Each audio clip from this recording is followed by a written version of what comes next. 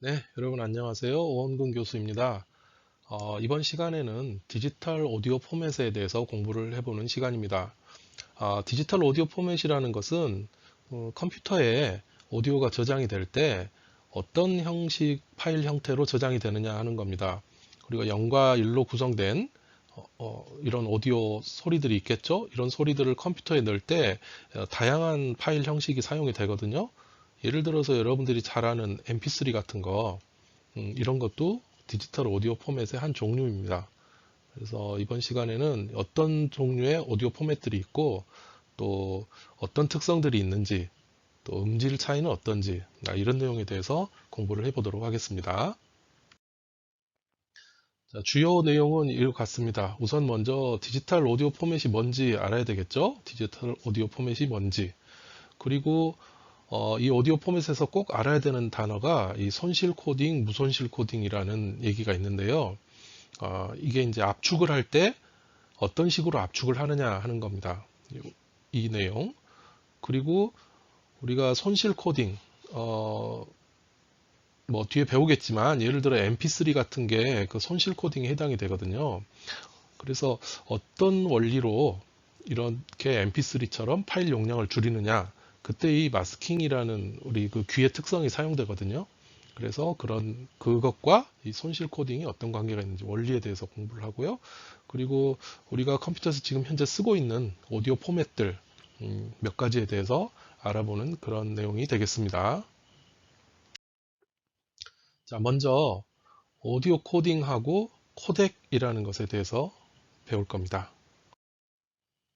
자, 우선 오디오 코딩이 뭔지부터 좀 보죠. 그 오디오 코딩은 좀 사전적으로 딱딱하게 정의를 하자면은 오디오 데이터를 다른 형태의 디지털 데이터로 변환하는 그런 조작을 오디오 코딩이라고 얘기를 합니다. 이것은 주로 데이터를 압축하기 위한 목적으로 많이 사용이 돼요. 자, 예를 들어서 우리가 그 CD 같은 데서 음악이 저장되면 굉장히 파일 용량이 큽니다. 이 정도 용량을 차지하고 있다고 보죠. 보통 CD에 저장된 노래 한 곡을 대략 한 뭐 3분 정도라고 한다면은 대략 한 31메가 정도의 용량을 차지합니다. 31메가바이트요. 노래 한 곡이요. CD에는. 근데 여러분 MP3 같은 거 보면 여러분 노래 한 곡이 몇 메가 정도 되나요? MP3 아마 한 5메가에서 뭐 7메가 사이? 이 정도 될 거예요. 뭐 노래 따라 다르겠지만. 근데 똑같은 노래거든요. 즉 31메가가 5메가에서 7메가로 줄어들었어요. 이게 압축됐기 때문이죠. 용량이 압축돼서 용량이 줄어들었습니다. 이렇게 CD에 들어있는 이 데이터, 이건 원래 이제 PCM 데이터거든요. 샘플링과 양자를 한 오리지널 PCM 데이터를 MP3라는 형식으로 변환을 했죠. 형식으로요. 이렇게 변환을 하는 과정을 바로 오디오 코딩이라는 거 표현합니다. 오디오 코딩. 예, 코딩을 해서 MP3로 바꾼 거죠. 예. 자, 이게 이제 오디오 코딩의 개념이고요. 이때 원래 데이터를 다른 데이터로 변환하는 것을 우리가 인코딩이라는 용어를 씁니다. 인코딩. 또는 단순하게 그냥 코딩이라고 말을 하기도 해요. 인코딩 또는 코딩. 그리고 다시 원래 데이터로 변환하는 것은 우리가 디코딩이라고 부릅니다. 그러니까 자, PCM 데이터를 MP3로 변환하는 과정을 인코딩 또는 그냥 코딩이라고도 하고요. 반대로 거꾸로 원래대로 되돌리는 것을 디코딩이라는 용어를 사용을 합니다. 자, 그럼 이 오디오 코딩의 목적, 네, 목적 잠깐 나왔지만 주 목적이 압축입니다. 자, 근데 압축을 할 때 그냥 압축을 해가지고 음질이 나빠지면 안 되겠죠. 그래서 오디오 코딩의 목적은 1차적으로 원래 데이터와 동일한 최소한 비슷한 음질을 유지하면서 그러면서도 데이터 용량을 감소시키는 것이 오디오 코딩의 목적입니다. 여기서 중요한 게 이 동일한 음질이라는 거예요. 예, 용량만 감소하면서 음질 나빠지게 하는 건 누구나 쉽게 할 수 있습니다. 근데 음질이 같게 하면서 용량 감소하는 건 어렵죠. 자, 이렇게 해서 얻을 수 있는 효과는 저장 공간이 감소되고 또 인터넷으로 전송할 때 빠른 전송 가능하다라는 거죠. 사실 그 오디오 코딩이 발전하게 된 이유도 인터넷 때문에 그런 점이 많습니다. 뭐 인터넷으로 데이터를 보내려다 보니까 파일 사이즈가 크면은 늦게 가잖아요. 뭐 요즘에야 인터넷 이제 회선이 아주 좋아져서 괜찮지만 예전에는 그렇지 않았거든요. 그래서 이 빠른 전송, 용량을 줄여서 빠른 전송을 하는 게 굉장히 그 중요한 시기가 있었어요. 뭐 지금도 마찬가지긴 합니다만. 자, 그래서 이게 이제 오디오 코딩의 정의였습니다. 자, 그러면 이 오디오 코딩을 할 때 이 코덱이라는 말이 꼭 나오거든요. 이 코덱, CODEC라는 단어인데 이 CODEC라는 단어는 코더, 디코더의 그 앞머리 글자를 따서 만든 신조어입니다. CO하고 DEC 이렇게 따서. 그래서 코덱이라는 말은 이렇게 코딩과 디코딩을 해주는 어떤 하드웨어 장치나 아니면 소프트웨어 프로그램을 코덱이라고 얘기를 합니다. 이렇게 CODING 그리고 DEC DING 뭐 코딩이라고 좋고 뭐 코더라고 해도 마찬가지인데요. 이걸 합쳐서 이제 코덱이라는 용어를 사용을 하게 된 것입니다. 지금 여기 그 사이트 제가 링크를 걸어놨는데요. 여기 가보시면은 어마어마하게 많은 그 코덱들의 리스트가 있습니다. 그 중에는 여러분들이 뭐 봤던 것도 있고 또 생전 처음 본 것도 있을 거예요. 심지어 제가 처음 본 것도 있습니다. 한번 방문하셔서 이런 게 있구나 라고 한번 보시기 바랍니다.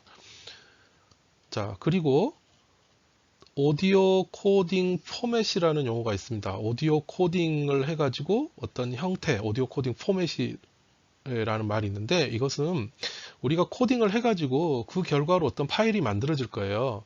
그 결과로 생성되는 오디오 데이터가 어떤 형식을 가지고 있느냐라는 게 오디오 코딩 포맷이라고 하는 겁니다. 자, 예를 들어서 PCM 데이터를 내가 코딩을 해서 MP3로 만들었다. 그럼 이 MP3라는 게 하나의 오디오 코딩 포맷이 되는 거예요. 또 AAC 파일로 만들었다. 이게 AAC 포맷이 되는 거죠. 또 보비스, 뭐 플렉, 뭐 오퍼스 이런 것들 다 최근에 많이 사용되고 있는 오디오 코딩 포맷들입니다. 이것에 대해서는 뒤쪽에서 이제 상세하게 좀 다룰 예정이에요. 자, 그러면 오디오 코딩 방식 분류를 한번 해보겠습니다. 어떤 식의 방식이 있느냐인데 크게 두 가지로 나눌 수가 있어요. 첫 번째는 무압축 방식의 코딩, 그리고 두 번째는 압축 방식의 코딩입니다. 자, 우선 첫 번째 이 무압축 방식이라는 거는 압축을 하지 않는다는 뜻이에요. 무압축, 압축하지 않는 겁니다. 이 정의는 원래 오디오 데이터가 있을 때 그 데이터의 용량을 줄이지 않는 방식이에요. 그냥 PCM 데이터가 있으면 그 PCM 데이터 그대로 저장을 하는 거죠. 자, 근데 그냥 그대로 저장을 하면은 데이터만 있으면 재생할 때 힘드니까 이렇게 약간의 부가 정보만을 추가를 하거나 또는 그 용량은 줄이지 않고 약간 저장 방식만 살짝 바꾼다거나 하는 압축하지 않는 방식이 무압축 방식입니다. 우리 PC에서 쓰는 것 중에 웨이브 같은 경우 있죠. 웨이브 같은 거. 이런 거는 이제 무압축, 그런 방식과 관련된 그런 파일 형식입니다. 자, 두 번째는 압축 방식이 있어요. 압축. 용량을 줄이는 거죠. 자, 이것은 오디오 데이터의 용량을 줄여서 저장하는 방식이고요. 이 방식에는 또 크게 두 가지로 나눌 수가 있어요. 압축 방식은 첫 번째 무손실 압축 방식이 있고요. 두 번째는 손실 압축 방식이 있습니다.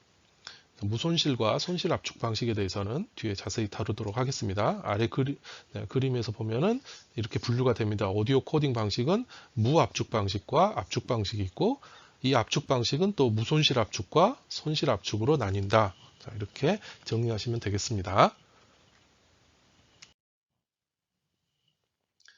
자, 이 코덱이라는 것에 대해서 그 좀 설명을 드리면은 재생을 할 때, 우리가 재생을 할 때 만든 것과 동일한 코덱이 필요합니다.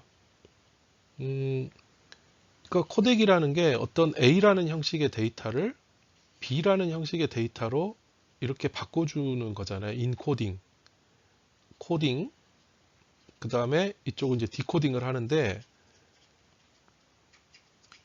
자, 만든 사람이 코딩을 할 때, 어떤 특별한 방식의 그 포맷을 만들기 위해서 코딩을 했어요. 그럼 이 B라는 걸 어떤 사람이 받았는데, 파일을 받았는데, 이 만든 사람과 똑같은 것을, 그 방식을 가지고 거꾸로 해야지 디코딩을 해야 다시 A를 만들 수 있거든요. 근데 그 만든 사람이 어떤 포맷으로 만드는지 모르면, 어떻게 했는지 모르면, 또 그 소프트웨어나 하드웨어가 없으면은 다시 복원을 할 수가 없죠. 그래서 재생하는 측에서도 만든 사람이 사용한 코딩 방식을 지원하는 이 코덱이 설치가 되어 있어야지 재생이 가능합니다. 그렇지 않으면 아래 파일에서 보듯이 이렇게 파일을 재생할 수 없다. 윈도우 미디어 플레이에서 해당 파일 형식을 지원하지 않거나 파일을 압축하는 데 사용된 코덱을 지원하지 않을 수 있습니다. 네. 어떻게 압축했는지 모르겠다는 거죠. 아래도 보면 이 파일 재생하기 위해서는 해당 코덱을 설치해야 된다. 예. 만든 사람의 그 코덱이 있어야 거꾸로도 가능하다는 것이죠. 아마 이런 경우 많이 보셨을 겁니다. 이러면 어떻게 해야 돼요?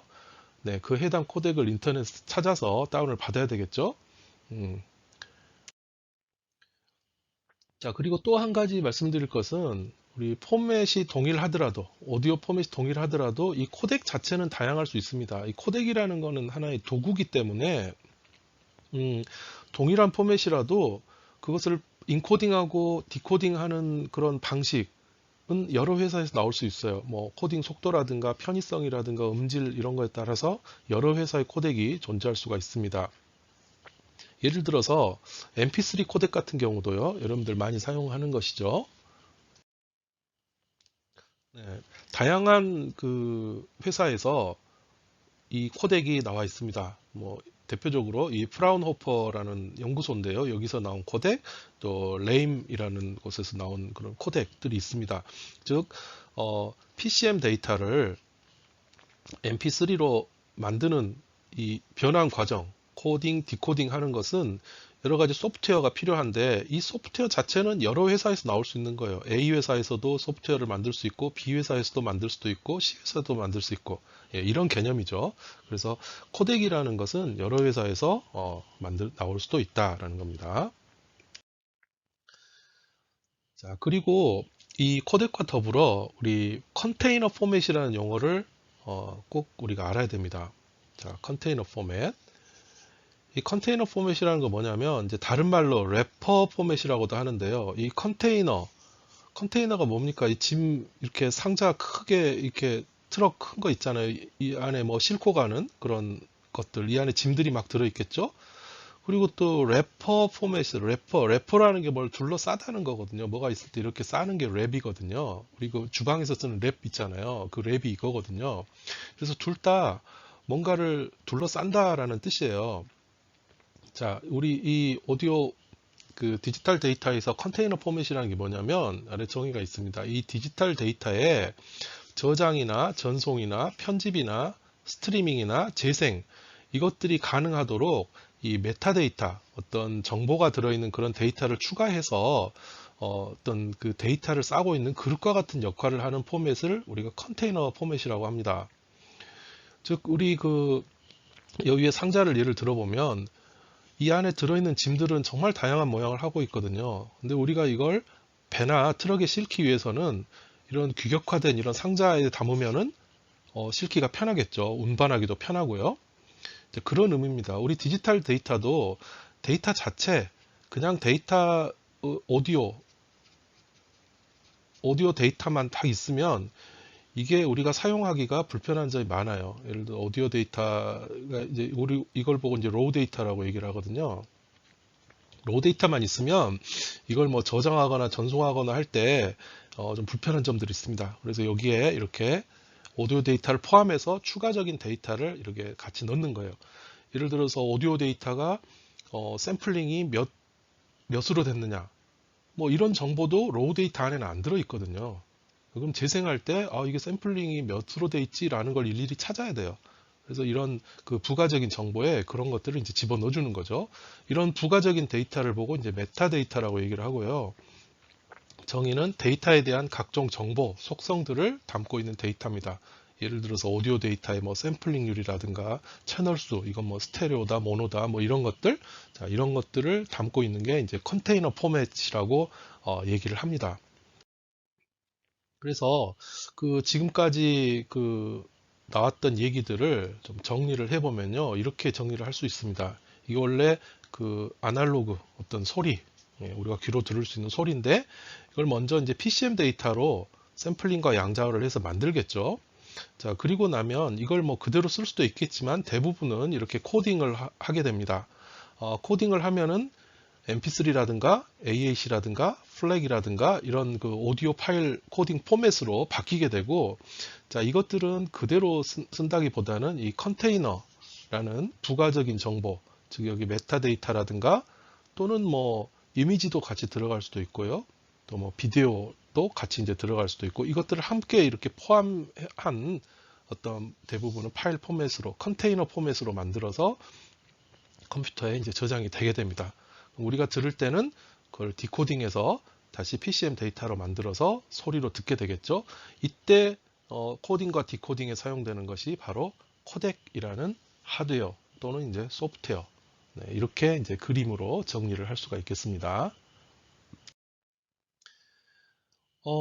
이 컨테이너 포맷들이 어떤 종류가 있는지 좀 알아보면요. 사실 이 컨테이너 포맷은 꼭 뭐 오디오에서만 사용되는 얘기가 아닙니다. 이미지나 비디오하고도 이제 관련이 있는데요. 하나씩 알아보면요. 우선 오디오 전용으로 사용되는 그런, 네, 죄송합니다. 오디오 전용으로 사용되는 그 포맷에는 뭐 맥에서 주로 사용되는 AIF 포맷, 그리고 윈도우에서 많이 사용되는 웨이브 파일. 이 웨이브 파일 여러분 많이 그 친숙하시죠? WAV라는 확장자가 되는 거. 이것도 사실은 그 컨테이너 포맷이에요. 이 웨이브 안에는 웨이브 파일을 뜯어보면 뒤에 나오겠지만요. 뜯어보면 실제 로우 데이터가 있고요. 오디오 자체 로우 데이터가 있고, 이 로우 데이터 위에 추가적인 그 메타 데이터가 이렇게 추가되어 있는 이런 형태입니다. 그리고 XMF라는 것도 있고요. 그리고 이미지에서 전용으로 사용하는 컨테이너 포맷에는 FITS, 뭐 TIFF 이런 것들이 있습니다. 사실 앞에 나온 것보다 좀 더 많이 사용되는 게 이 멀티미디어 컨테이너 포맷이에요. 왜냐하면 우리 오디오라는 게 요즘에 영상과 결합해서 많이 나오잖아요. 그 영상이 있으면 당연히 거긴 오디오가 들어가고요. 여러분 유튜브에서 뭐 영상 볼 때 화면만 나오고 소리 안 나오는 유튜브 그런 화면 간혹가다 있긴 하지만 거의 없잖아요. 그래서 항상 요즘에는 이런 컨테이너 포맷이 영상과 음향 같이 들어가는 경우가 이게 많습니다. 자, 그런 포맷들 중에서 많이 사용되는 것들을 보면요. 3GP라는 게 있는데, 이 3GP는 주로 그 모바일 폰, 핸드폰에서 주로 사용되는 컨테이너 포맷입니다.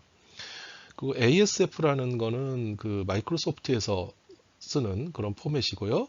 또 AVI도 마이크로소프트에서 윈도우에서 사용하는 컨테이너 포맷입니다. 이런 확장자를 많이 보시죠. 이게, 영상과 음향이 같이 들어있는 거예요. 그 다음에 플래시, 요즘에는 좀 많이 쓰이지 않지만 플래시용 컨테이너 포맷이 FLV, FOV 이런 것들이 있고요. 또 마트로스카라는 이 확장자가 MKV라는 게 있습니다.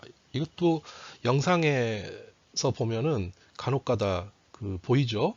이 MKV 포맷은 그 오픈 포맷이고요. 그 공개된다는 거예요. 예, 다 누구나 다 쓸 수 있는 공개된 거고, 어떤 그런 그 파일 영상이나 오디오 형도 다 담을 수 있기 때문에 굉장히 범용성이 높다고 할 수 있습니다. 그리고 JPEG과 관련된 MJ2라는 것도 있고요. 또 퀵타임 많이 들어보셨죠? MPEG2, MP4. 이것도 요즘에 많이 그 파일 형식으로 많이 보일 거예요. 확장자가 MP4인 거 많습니다. 이거는 그 MPEG4의 표준 오디오와 비디오 컨테이너입니다. MPEG4에 대해서는 잠시 뒤에 설명을 드리겠습니다. 그리고 OOGG라는 확장자가 붙은 그 컨테이너 포맷도 있는데요. 이것은 그 보비스, 또 오퍼스, 이런 오디오, 그리고 테오라라는 이제 영상 포맷을 품는 무료 그 컨테이너 포맷이 되겠습니다. 아마 이 중에 들어보신 것들 몇 개 있을 거예요. AVI라든가 또 MKV, 또 퀵타임, 또 MP4, OGG 이런 것들은 지금 PC에서 많이 사용되고 있는 그런 그 컨테이너 포맷들입니다. 네, 퍼셉추얼 코딩의 원리입니다. 자, 우리가 오디오 코딩을 할 때 반드시 그 나오는 얘기가 압축이거든요. 네, 압축인데 그 압축을 할 때 사용되는 그 용어입니다. 이 퍼셉추얼 코딩이라는 말이 있는데요. 자, 이 압축을 할 때 사용되는 그 기본 원리거든요. 자, 이게 뭔지 공부를 해보도록 하겠습니다. 우선 그 퍼셉추얼 코딩에 대해서 알기 위해서는 사람의 귀가 어떻게 소리를 인식하는가 하는 내용을 조금 알아야 돼요.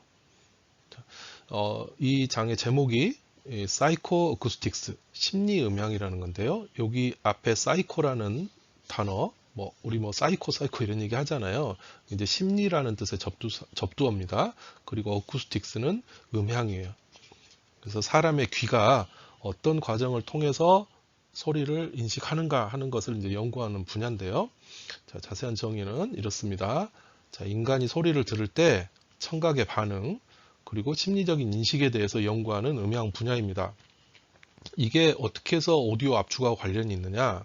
이 오디오 압축의 원리가 이 심리 음향에서 나옵니다. 자, 심리 음향에서 연구를 해보니까 인간의 청각 특성이 마이크하고는 다르더라. 그래서 이 청각 특성을 이용해서 원래 데이터에 포함된 들리지 않는 소리, 사람 귀가 물리적으로는 공간에 소리가 있는데 귀에서는 들리지 않더라라는 그런 소리를 삭제를 하는 겁니다. 이걸 삭제를 해서 데이터의 크기를 줄이는 것이 오디오 압축의 원리 중에 하나입니다. 네, 아래 그림은 이제 심리음향의 개통도를 나타내는 거죠. 소리가 귀에서 뇌로 가는 이 사이를 연구하는 게 이제 심리음향이 되겠습니다. 네, 들리지 않는 소리가 어떤 소리가 있는지 알아보도록 하겠습니다. 자, 인간이 못 듣는, 들리지 않는 소리, 정의가 뭐냐면, 음파는 공간상에 존재하지만 귀로 인지하지 못하는 그런 소리가 있다는 것이죠. 즉, 기계로 이렇게 측정을 해보면은 분명히 소리는 있는데 사람은 그걸 느끼지 못한다는 거예요. 왜 못 느끼느냐? 그 이유는 인간 귀의 구조와 특성 때문에 그렇다는 겁니다. 이 부분은 이제 뒤에서 좀 자세히 다룰 거고요. 결과적인 것만 보죠. 그럼 들리지 않는 게 어떤 소리가 있느냐, 어떤 현상이 있는가? 대표적인 거 크게 세 가지로 나눌 수가 있는데요. 첫 번째는 최소 가청 한계라는 겁니다. 최소 가청 한계라는 것은 그냥 간단히 얘기하면 작은 소리, 너무라고 붙이죠. 너무 작은 소리는 못 듣는다는 거예요. 당연한 얘기죠. 아주 작은 소리는 사람이 못 듣겠죠. 자, 그런데 그게 간단하지 않습니다. 주파수에 따라서 똑같은 크기, 똑같은 데시벨이라도 주파수에 따라서 듣기도 하고 못 듣기도 해요. 자, 그걸 자세하게 밝혀놓은 게 최소 가청하게라는 거고요. 그리고 다음 두 개는 마스킹 현상이 있습니다. 예, 동시 마스킹과 순시 마스킹인데요. 마스킹 현상이라는 것은 소리가 묻히는 걸 의미를 합니다. 이렇게 사람이 있고 소리가 들리고 있을 때 옆에서 굉장히 큰 뭐가 폭발을 했다거나 쾅 하는 소리가 났다고 합시다. 그러면 이 소리는 굉장히 큰 소리거든요. 그래서 이 두 소리가 이 소리를 A라고 하고 B라고 한다면 이 A라는 소리는 안 들리게 되죠. 두 소리가 동시에 났기 때문에 큰 소리에 묻히는 겁니다. 자, 이런 현상을 보고 마스킹 현상이라고 얘기를 합니다. 자, 실제로 마스킹 현상은 이렇게 단순하지는 않은데요. 동시에 소리가 났을 때 하나만 들리는 동시 마스킹 현상, 그리고 아주 동시는 아니더라도 약간의 시간차, 아주 짧은 시간차를 두고 소리가 났을 때 작은 소리가 안 들리는 순시 마스킹, 이렇게 두 가지 현상을 마스킹 현상입니다. 그래서 이런 소리들 있잖아요. 최소 가청 한계라든가 동시 마스킹, 순시 마스킹으로 소리가 안 들리는, 그러니까 인지하지 못하는 이런 소리들은 우리가 데이터에서 빼버려도 된다는 것이죠. 그래서 그렇게 해서 빼버린 게 바로 이제 오디오 압축을 하는 이제 원리 중에 하나입니다.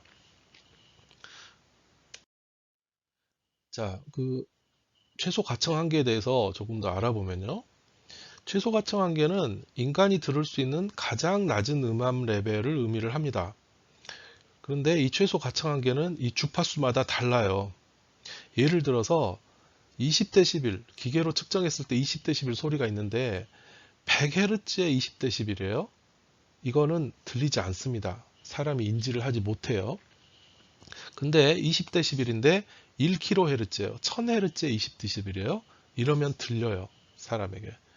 그래서 이렇게 같은 음압 레벨이라도 주파수에 따라 들리고 안 들리고 하니까 이제 학자들이 실험을 많이 해봤어요. 많은 사람들한테. 그래서 실험을 해봤더니 이렇게 아래와 같은 그래프를 얻을 수가 있었습니다. 여기서 이 검은색 선으로 된 부분 있죠? 여기. 이 선 이하로, 이 선보다 더 낮은 소리는 안 들리는 거죠. 그리고 이 선보다 더 높이 위쪽에 있는 거는 들리는 소리예요. 예를 들어서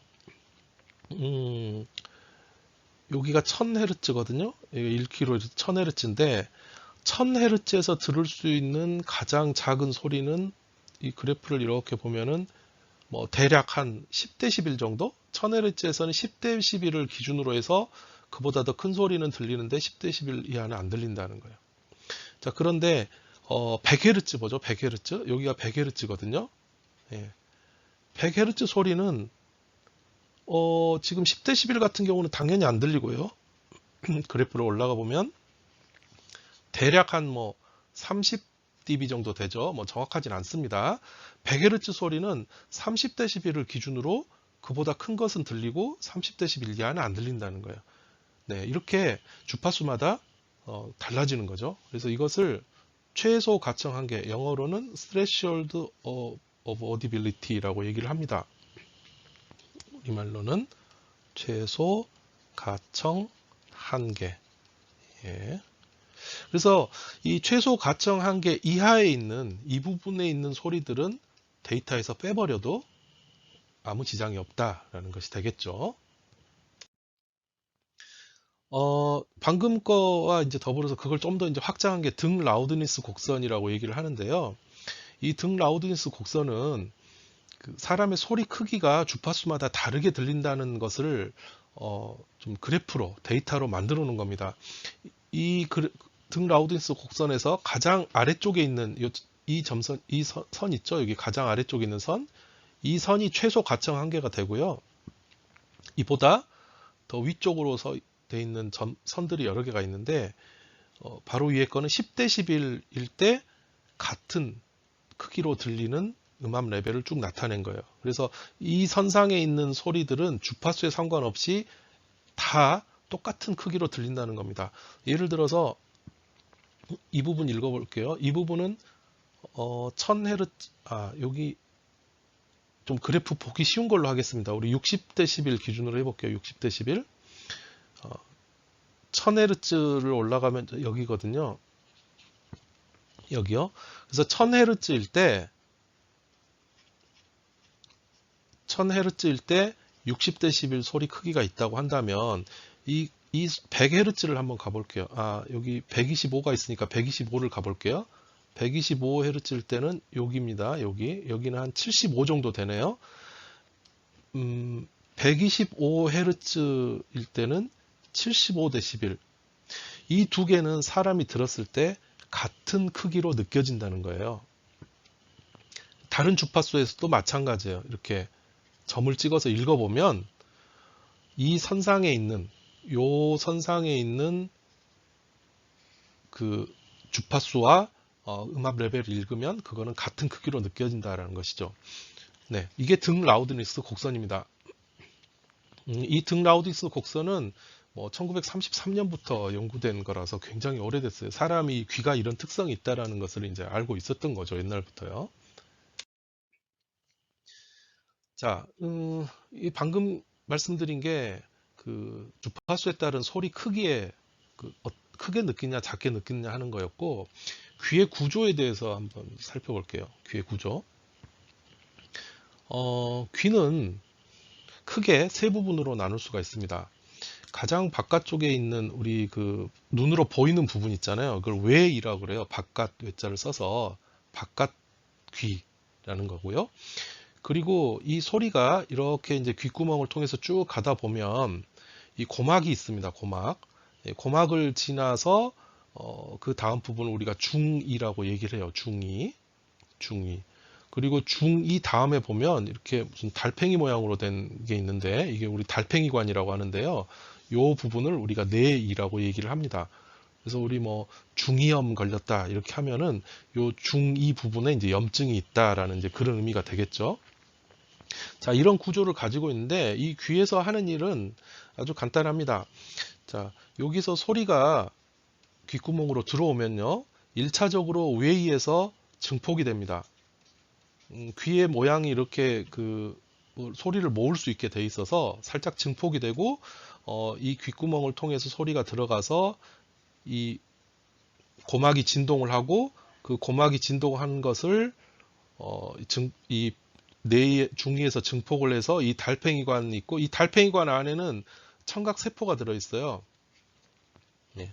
청각세포는 이 소리 진동을 전기신호로 우리가 소리라는 것은 진동이잖아요. 공기의 진동인데 이걸 전기신호로 바꿔가지고 뇌로 전달을 하는 이런 역할을 하게 됩니다. 아주 간략하게 이제 귀의 기능을 설명을 드린 거고요. 좀 자세히 보면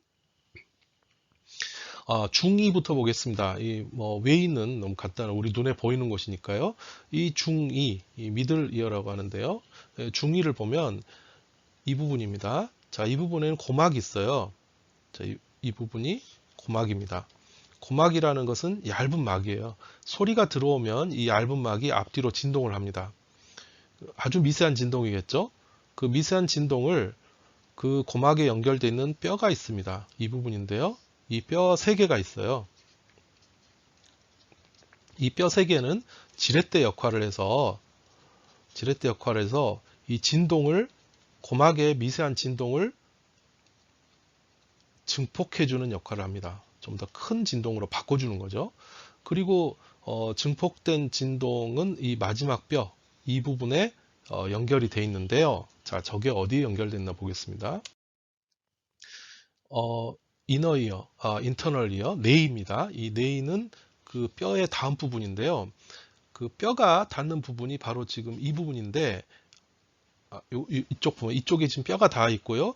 이쪽에서 진동이 일어날 겁니다. 왔다 갔다 진동이 일어나면 여기 이 달팽이처럼 생긴 이 부분도 흔들리게 되겠죠. 네. 그래서 이 부분이 흔들리면 이 안에는 달팽이관 안에는 액체로 되어 있습니다. 액체로 되어 있고 그 안에는 또 청각세포가 들어 있어요. 그래서 액체가 흔들리게 되겠죠. 진동 때문에. 그럼 그 진동 때문에 청각세포도 흔들립니다. 그럼 이 청각세포는 흔들리게 되면은 전기가 만들어지는 구조로 되어 있어요. 전기 신호가 만들어지는 그 세포 자체의 기능입니다. 그럼 이 전기 신호가 뇌로 보내지는 거죠. 네. 이런 그 구조를 갖고 있는 것이 이 청각세포입니다. 귀입니다.